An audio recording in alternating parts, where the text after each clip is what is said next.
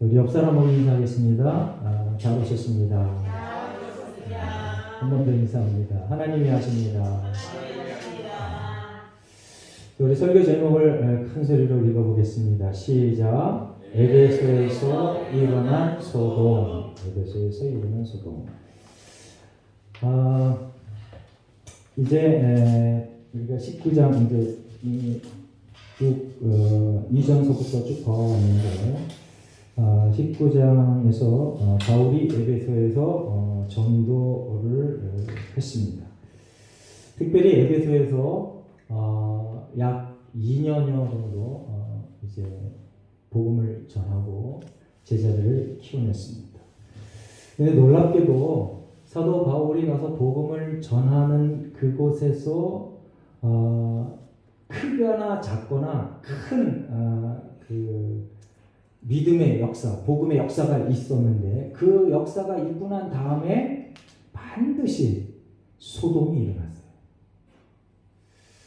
일어났어요. 저와 여러분이 가는 곳마다 내가 정말 크리스찬인가 아닌가를 확인해 보는 좋은 방법인 것 같아요. 여러분들이 가는 곳마다 복음으로 인하여 크거나 작거나 소동이 일어나야 됩니다.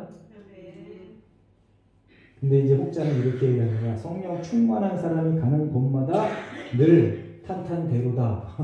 만사 오케이. 모든 사람과 다 화평하게 지내. 그런 뻥을 쳐요.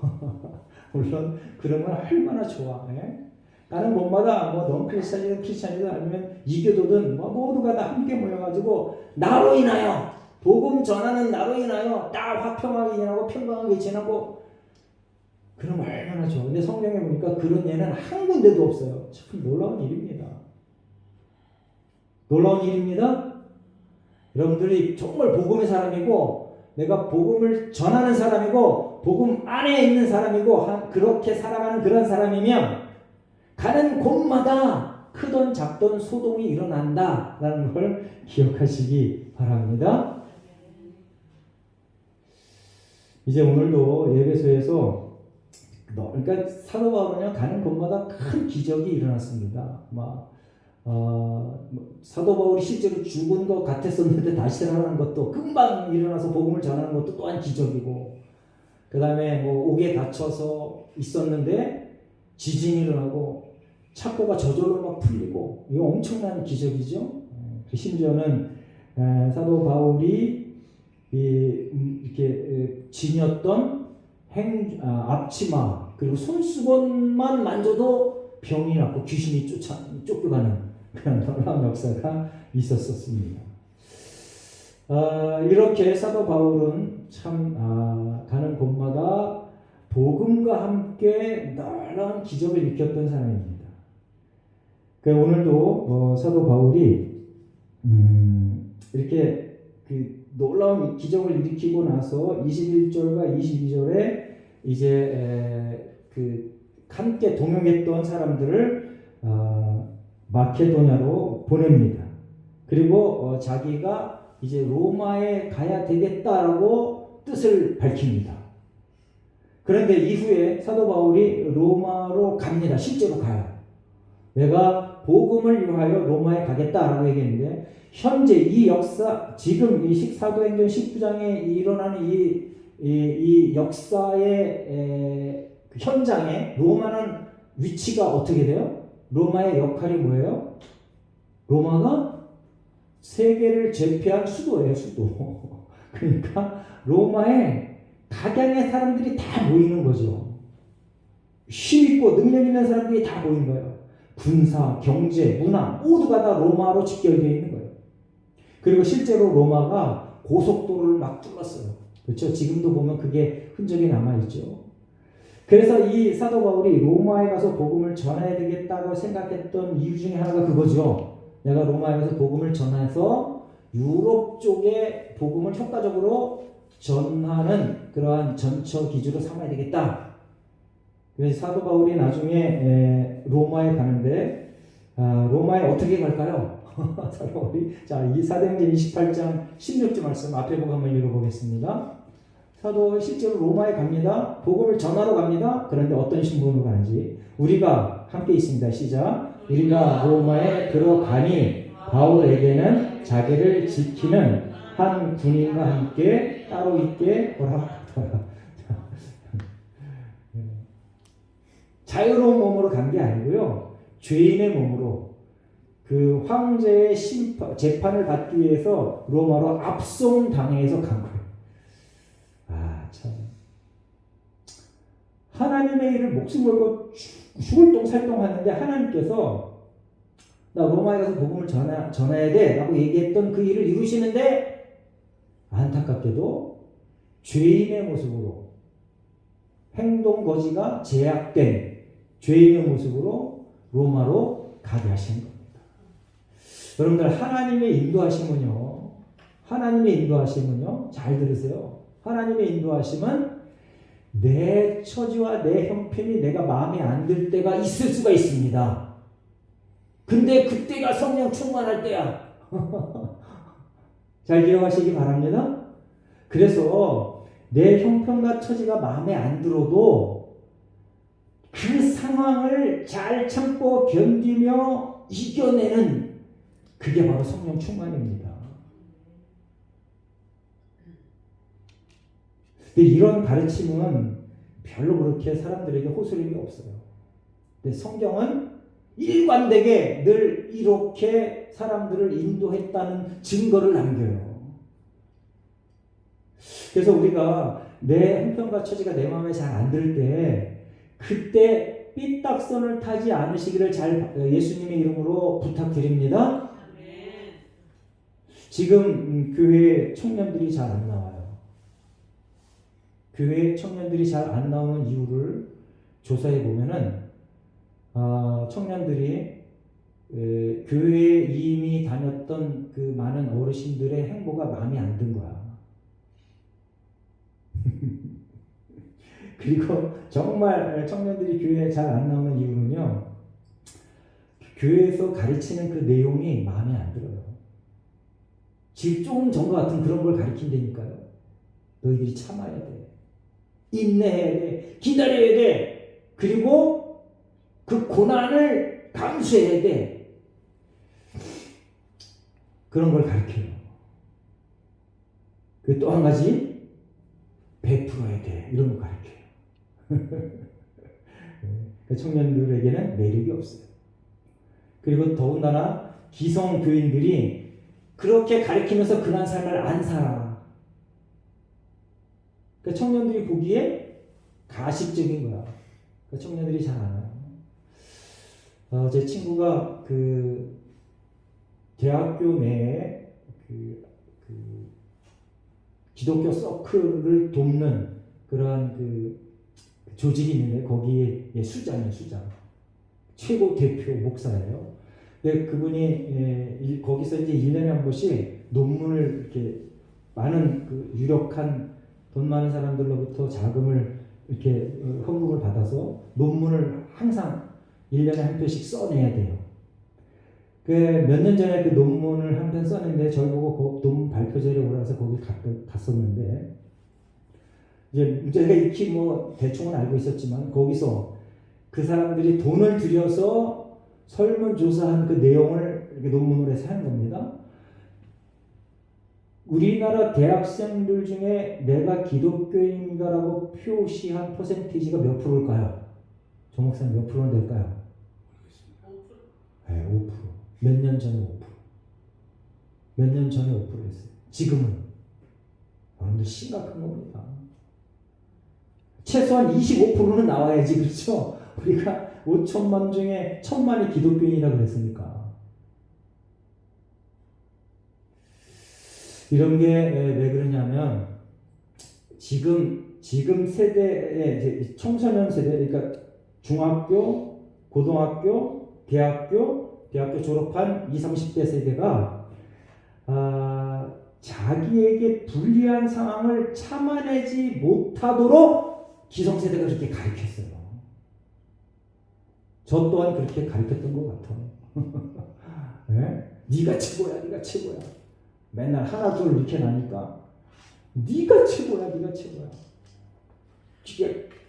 가정 안에서의 질서도 없어. 무조건 아버지보다 새로 태어난 그 자식이 최고야. 네? 이렇게 가르쳐 놓으니까 참는 거 잘 못해요. 그리고 기존 질서에 순응하는 거 잘 못해요. 오히려 기존 질서에 반항하고 대드는 거 그걸 잘했다고 칭찬해요. 물론 기존 세력이 잘못됐을 때 잘못됐다라고 정당하게 용감하게 얘기하면 그건 잘하는 거죠. 그런데 일관되게 아주 획일적으로 무조건 되돌아라 이런 가치를 심어줬어요. 오늘도 에베소에서 소동이 일어났는데 에베소에서 소동이 일어났습니다. 뭐 때문에 일어났다고요? 우리가 본문을 쭉 읽었잖아요.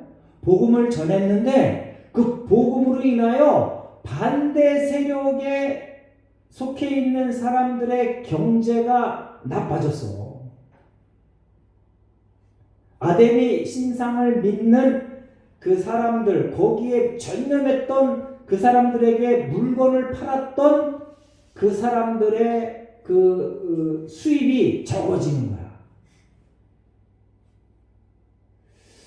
이제 우리가 이러한 일들을 저와 여러분이 이러한 일들을 아주 리얼하게 아주 타이트하게 그렇게 경험하기를 예수님으로 축원합니다. 여러분들의 복음 전하는 것 때문에 여러분들이 있던 살고 있는 그 땅에 그 동네 무당이 막 떠나게 하는 막 이런 일들. 그 다른 이방신을 섬겼던 그런 것들이 문을 닫게 되는 그런 일들. 그런 일들이 자주 일어나기를 예수님의 이름으로 축원합니다. 근데 이제 우리나라 복음이 처음 전파됐을 때 그런 일들이 자주 일어났었는데 지금은 그런 일들이 자주 일어나지 않아. 오히려 이방 신을 신는 그 신들이 교회를 막 핍박하고 교회를 쫓아내. 원인이 뭐라 그랬어요? 거룩함과 경건함을 잃어가기 때문에 그래요. 복음의 능력은 뭐냐면 거룩함입니다. 복음의 능력은요, 저와 여러분이 부귀영화를 획득하는 게 아니에요. 복음의 능력은 저와 여러분이 거룩하게, 경건하게, 규모 있게, 질서 있게 살아내는 것. 아멘? 그게 먼저예요. 그게 먼저. 그게 잘 탄탄하게 이루어진 다음에 그 다음의 일들, 부수적인 거, 그런 것들이 더해지든 감해지든 그렇게 되는 거예요. 자, 우리가 지난주에 20절에 보니까 사도 바울이 큰 능력을 나타내고 막 기적을 나타내고 했더니 말씀이 왕성해져서 세력을 얻었어요. 이 세력을 얻은 것 때문에 오늘 이 사단이 일어난 거예요. 23절에 보니까 이 도로 말미암아 적지 않은 소동이 있었다고 얘기합니다. 다시 한번 말씀드리지만 저와 여러분이 복음 전하는 그것으로 인하여 크던 작던 소동이 일어나는 체험하시길 예수님의 이름으로 축원합니다. 예를 들면 여러분들 가만히 있고 내가 크리스천인지 아닌지 교회 다니는지 안 다니는지 아무것도 모르겠다 은폐하면 아무 일도 안 일어나. 그걸 보고 무슨 믿음이라고 하는 줄 알아요? 이순신 믿음이라고 그래. 아무 얘기도 알리지 말아요. 이순신 믿음. 아무 얘기도 알리지 말아요. 여러분들 나의 정체성, 내가 하나님의 아들과 딸이다, 내가 예수를 구세주로 고백했다 하는 것을 항상 나팔을 불어야 돼. 할렐루야. 그리고 다른 사람이 내가 크리스천이고 예수자인 것을 분명하게 알아야 돼. 제가 이제 그 복음을 초등학교 때 우리 작은 어머니가 우리 집에 시집 오셔서 그 방학 때 놀러 갔는데 그때 뭐 여름 성원학교 뭐 그다음에 뭐 또 뭐 그 크리스마스 막 이때 그냥 교회 가라 그래서 그냥 놀러 갔어요. 사실 떡 얻어 먹으러 갔어요. 그때 처음으로 복음을 접하고 그때 제 목소리가 조금 남달랐던 것 같아요. 그래서 거기 가서 찬양을 했더니 너 노래 잘한다 그래서 그 여름 성원학교 때 그 찬양 경연 대회 선생님이 나를 뽑아서 특별히 훈련시켜서 그 출전시켰어요. 그랬더니 교회 처음 간 내가 3등을 했어. 와. 여러분들 뭔가 선물을 받으면요. 거기에도 호감을 느껴. 그리고 나서 교회 안 다니다가 고등학교 때 이제 인천으로 가서 거기서 2학년 때부터 본격적으로 다니게 됐는데요. 제가 교회를 다니는 그 순간부터 우리 집안에 소동이 일어났어요. 제가 교회를 다니자마자 저희 할아버지가 철저한 유교를 신봉하신 분이시거든요. 할아버지한테 가서 무슨 용기로 그랬는지 몰라요. 할아버지가 저를 얼마나 애지중지하고 아주 크게 사랑해 주셨는데 아주 배반을 하는 소리를 했어요. 저는 교회 다녀서 이제 더 이상 이 제사 참석하지 않겠습니다. 그때부터 소동이 일어났어요. 그래서 이제 저희 제사 지내면 주변에 이제 우리 아버지 사촌분들이 쭉 오세요. 그분들이 늘 하는 소리, 유력하신 분들이 와서 그때 이제 그 해군 완스타 장교 출신도 있고 막 회사 얘기 출신 그 큰 아저씨가 그래요. 와가지고 사녀가 제사는 우상숭배가 아니야. 근데 저는 절대 못합니다. 그래서 그때부터 슬펐어요. 명절 때거나 제사 때만 되면 너무 슬펐어. 아주 싫었어. 안 왔으면 좋겠어요. 소동이 일어났습니다. 여러분들 복음 때문에 여러분들로 인하여 소동이 일어나야 됩니다. 지금은 그 소동이 확 변해서 우리 집안 대부분이 다 크리스천이 됐어요. 저희 어머니 아버지 여기 예배 참석하시고 저희 할아버지도 돌아가시기 전에 예수를 주로 고백합니다 하고 돌아가시고 이제 우리 남동생 가족만 이제 죽어라고 교회를 안 오는데 이전에는 한 달에 한 번씩 예배 참석했었는데 잘 안 와요. 거기도 또한 엄청난 소동이 일어나야 돼. 저 여러분이 가는 곳마다 복음으로 인한 소동을 일으켜서 확 변화시키는 그리고 하나님의 사람으로 그렇게 만들어내는 하나님의 놀라운 역사를 경험하시기 예수님으로 축원합니다. 자 이제 사도 바울이 전한 복음과 에베소에서 있었던 아데미 여신을 섬겼던 그 무리들과 충돌이 일어나서 소동이 일어났는데 희한하게도요 그 악한 세력을 쫓던 사람들의 특징이 뭐냐 하면은요 이 권모술수에 능해 솔직하게 와서 바울에게 너 때문에 우리가 이렇게 이 경제적인 손해를 봤다. 그러니까 네가 좀 조용히 없어져라. 이렇게 뭐 정직하게 와서 얘기하지 않고요. 권모술수 그리고 이렇게 사람들을 모집해서 이렇게 나쁜 짓을 하는 여론을 조장해서 그 원래 본질의 것을 감추고 여론몰이를 해서 그 자기들의 그 이득을 자기들이 바라는 바 그 소원을 이루는 그러한 수술을 쓰는 데니까요. 오늘 데메디오가 그 방법을 씁니다. 물론 오늘 성경에 보니까 이득이 적어졌다 하는 얘기도 하지만 그 세 가지 이유를 대는데요. 그 중에 두 가지는 뭐냐면 27절에 보면 27절 한번 보시기 바랍니다. 27절에 보면 큰 여신 아데미의 신전도 무시당하게 되고 그리고 온 아시아와 천하가 위하는 그의 위엄도 떨어질까 한다. 이 세 가지를 되는데 첫 번째는 우리의 영업이 천하해질 위협 요 세 가지가 되는데 사실은요 그 첫 번째 이유가 데메디오가 이렇게 소동을 일으켰던 가장 큰 이유였던 거예요. 자기들의 경제적인 이익이 자꾸 추락하니까 그걸 만회하기 위해서 사람들을 충동질해서 저들을 겁박해서 쫓아내자. 이게 저들의 목적이었던 거죠. 이렇게 악한 사람들은요.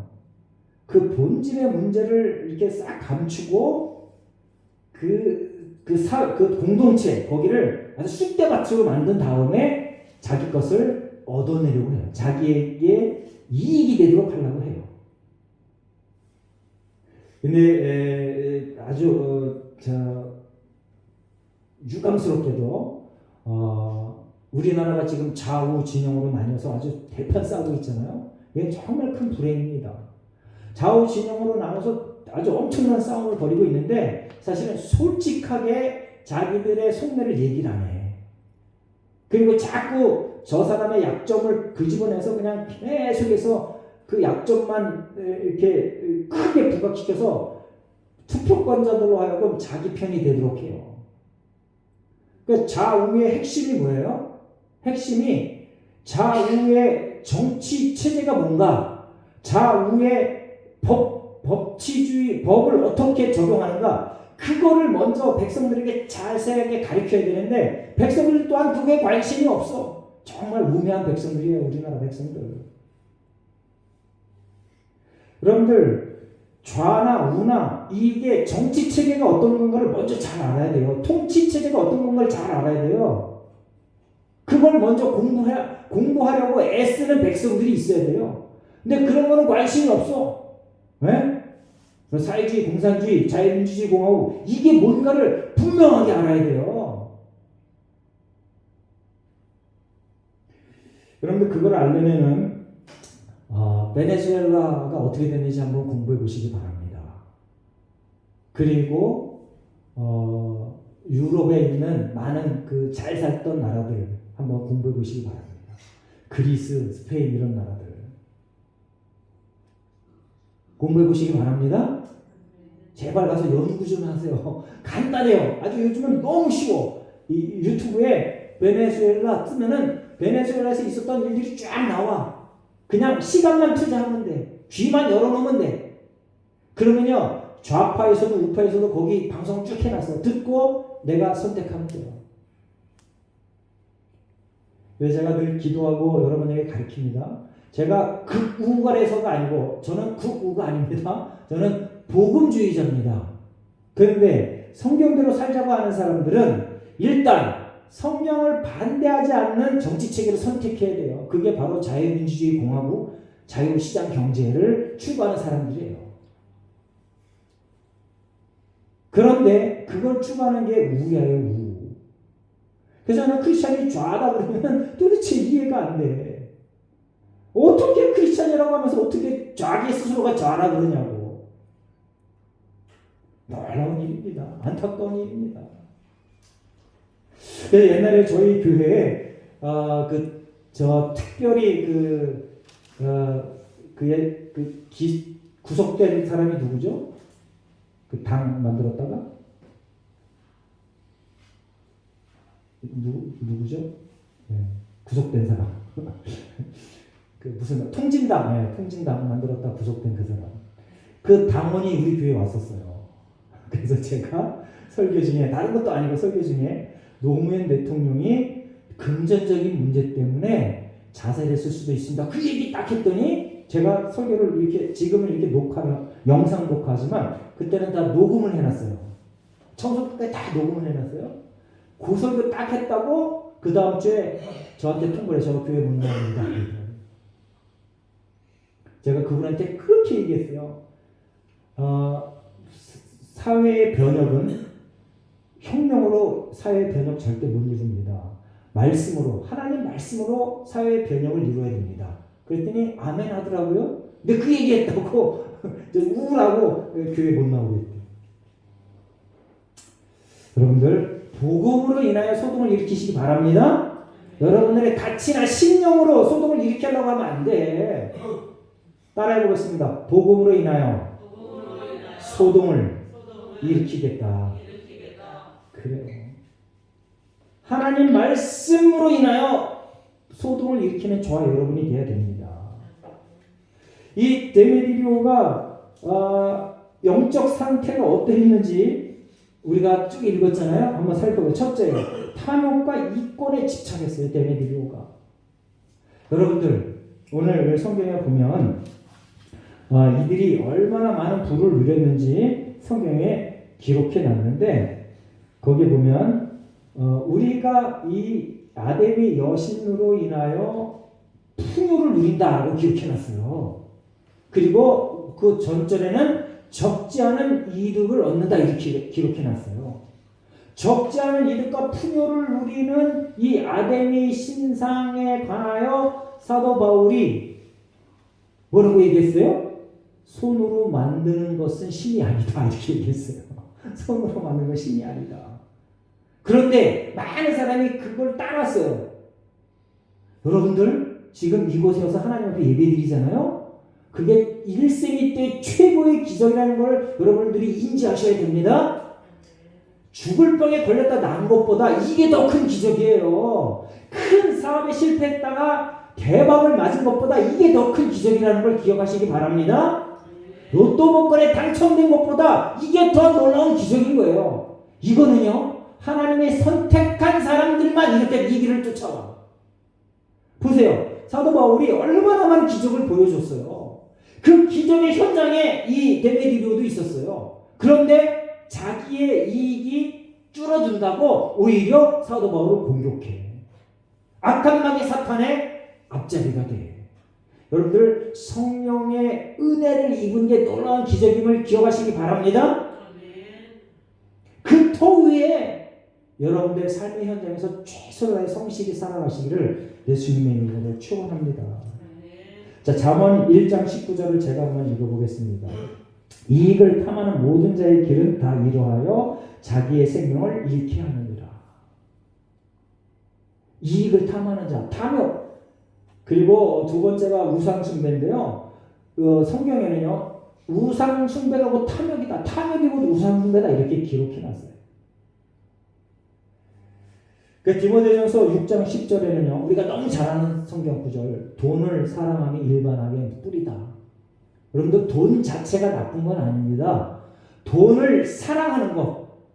여러분들 돈을 너무 사랑하지 마시길 바랍니다. 뭐 돈을 다 좋아합니다. 근데 좋아하는 수준에서 끝나야지 돈을 사랑하는 지경까지 이르면 악의 뿌리에 사로잡힌 거예요. 특히 젊은이들은 너무 안타까워요. 돈. 저희 큰아들이 너무 돈 그래요. 그래서 제가 늘 얘기합니다. 너무 돈에 얽매여서 돈 그리지 말아라. 돈을 잘 활용하고 돈을 잘 베풀면 그때 하나님께서 너의 형편과 처지를 네 마음에 딱 맞게 할 거다. 못 알아들어요. 젊은이들은 이 말을 빨리 알아들으시기 바랍니다. 여기 앉은 모든 분들 이 말을 빨리 알아들으셔야 돼요. 그래서 내가 돈을 많이 벌 거를 희망하는 것 그 자체가 악이 아니에요. 돈에 관하여 너무 집착해서 바들바들 떨고 돈 때문에 거짓말하고 돈 때문에 하나님과 약속의 일들을 파기시켜버리고 돈 때문에 성경의 말씀보다 다른 걸 앞세워서 그걸 하고 그리고 대부분의 사람들이 이렇게 사는데 어때? 라고 그냥 지나가 버리고 그게 바로 돈을 사랑하는 거예요. 이 데메디오가 그랬다는 겁니다. 데메디오가요 하나님 품으로 돌아올 기회가 있었어요. 엄청난 기회가 있었어요. 눈앞에 기적을 막 봤어요. 그런데 그 기적을 보고도 돈이 더 좋아서 사도 바울의 일행을 몰아내려고 했어요. 모함을 꾸린 거예요. 모함.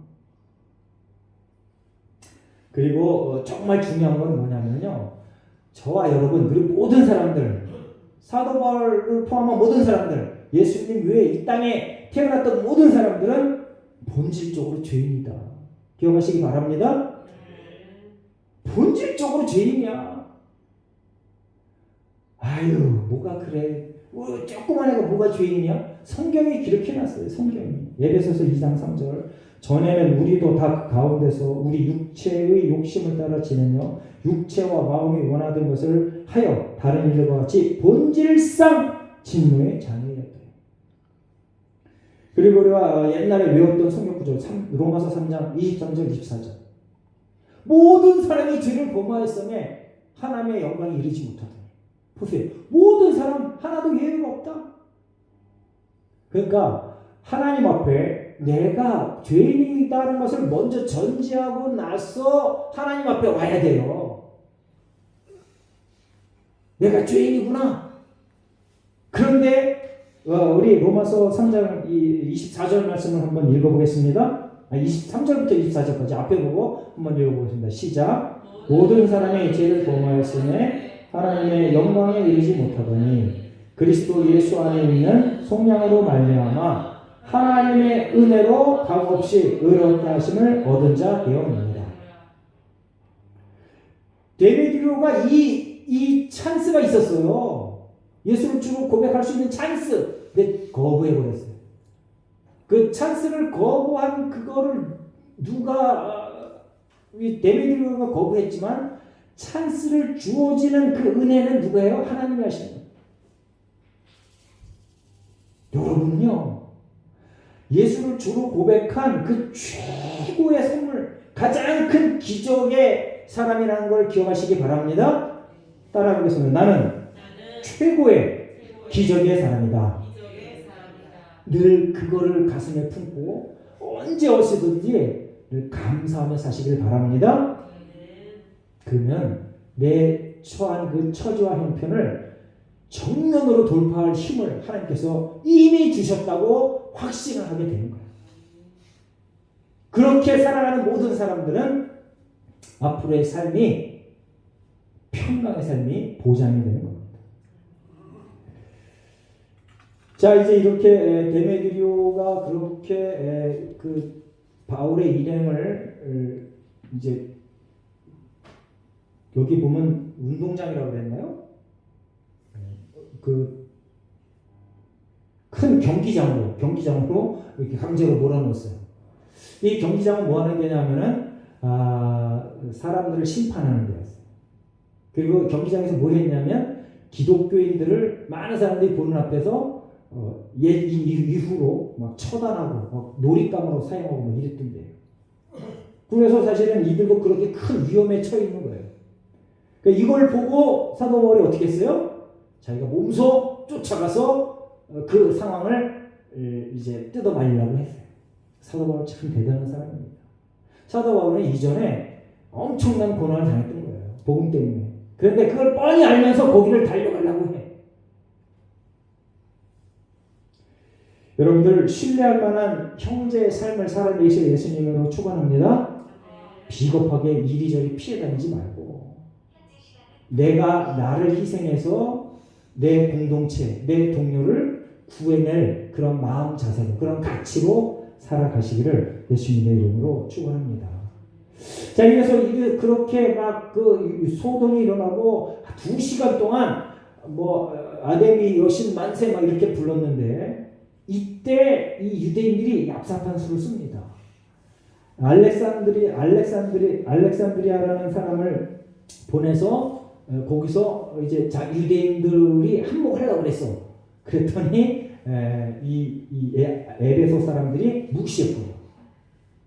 그러니까요, 유대교 역시 에베소에서 큰 대접을 못 받았던 거예요. 그리고 나서 이 큰 소동을 누가 제압해요? 서기장. 이 서기장이 뭐라고 제압하냐면요, 야, 이제 가만히 보니까 신전 물건도 훔치지도 않고 여신을 비방하지도 않았는데 니들이 왜 그래? 라고 판단을 합니다. 이 판단이 하나님의 놀라운 섭리와 은혜인 거예요. 여러분들 사도행전 18장에 갈리오 총독이 사도 바울이 고발당해서 법정에 섰는데 갈리오 총독이 보니까 아무것도 아니야.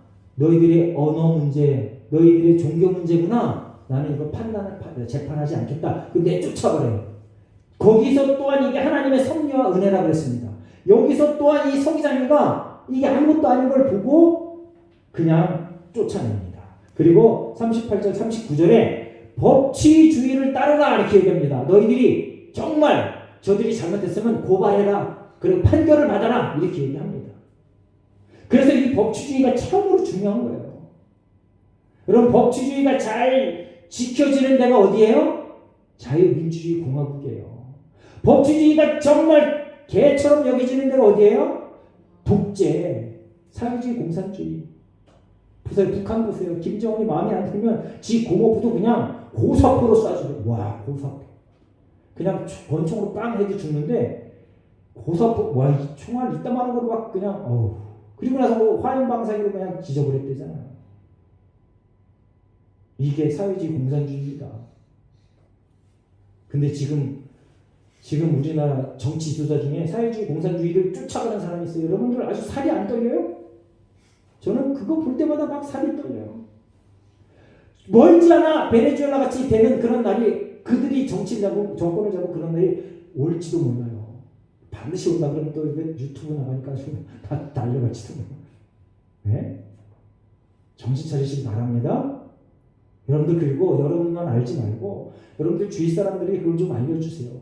공부하세요. 사회주의와 자유민주주의 체제에 대해서 좀 공부 좀 하세요. 계속 그냥 공짜로 준다고 해서 헬렐레 되고 젊은이들 제발 거기 찍지 말고. 다시 한번 얘기합니다. 정말 좋은 지도자는 참아라, 기다려라, 공동체 전체를 위해서 네가 희생해라. 이런 지도자가 정말 좋은 지도자예요. 맨날 복 받아라 막 나눠줄게. 백성들을 헬렐레하게 만드는 지도자는요, 사탄이네, 사탄. 마귀가 그 짓을 한다니까요. 왜 그래? 규모 없게 살아야, 질서 없게 살아야 확 망가지거든. 그래야 더 이상 다른 걸 꿈꾸지 않고 먹을 거, 입을 것만 쟁취하려고 애쓰거든, 백성들이. 그러면 통치하기가 얼마나 쉬워요. 똑같이 규모 있게 잘 살아서 경제적으로도 힘 있고 머리도 잘 돌아가서 지도자만큼 머리가 잘 돌아. 그럼 통치하기가 힘들잖아. 그래서 자유민주주의 공화국에서는요, 최고 지도자가 자꾸 바뀌어. 최고 지도자가 자꾸 바뀌는 그 자체가 복이야. 할렐루야? 우리 사모가 이 얘기 자꾸 하지 말라 그러는데 또 있네. 죄송해요. 너무 지금 우리나라 사회가, 그리고 전 나라가 자꾸 엉뚱한 쪽으로 가서 그래. 그런데 여러분들, 성경에는요, 말세 지말에 갈수록 이런 일들이 더 크게 달한다고 그랬어요. 기도하시기 바랍니다. 기도하시오. 자, 이제 에베소에서 일어난 이 소동은 복음으로 인하여 일어난 소동이었습니다. 저와 여러분의 삶 속에서 예수가 그리스도라고 하는 명제를 전파하는 것으로 인하여 여러분들이 크고 작은 소동을 일으키시길 예수님의 이름으로 축원합니다. 반드시 그 일을 하면 하나님께서 우리의 크고 작은 모든 문제를 책임져 주시는 거예요. 먼저 내 일을 하고 난 다음에 할게요. 그게 아니고 소동을 일으키면, 복음으로 인한 소동을 일으키면 하나님께서 나의 모든 크고 작은 문제를 천군 천사를 동원하셔서 먼저 해결해 주신다. 할렐루야. 이 원리로 살아내시기를 예수님의 이름으로 축원합니다. 기도하겠습니다. 하나님 감사합니다. 오늘도 에베소에서 있었던 소동을 보며 우리가 어떻게 살아가야 될지를 다시 한번 점검해 봅니다. 먼저 하나님의 말씀을 우선으로 살아가도록 하나님 우리에게 지혜와 명철과 믿음을 더하여 주시옵소서. 감사드리며 예수님의 이름으로 기도합니다. 아멘.